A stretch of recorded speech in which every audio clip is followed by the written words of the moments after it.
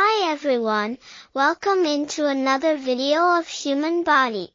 Now let's talk about body parts that start with the letter B. First up, we have the brain. The brain is the control center of the body and is responsible for regulating all bodily functions. It is located in the head and is protected by the skull. Next, we have the bone. Bones are rigid organs that form the framework of the body and provide support and protection for internal organs. There are 206 bones in the adult human body.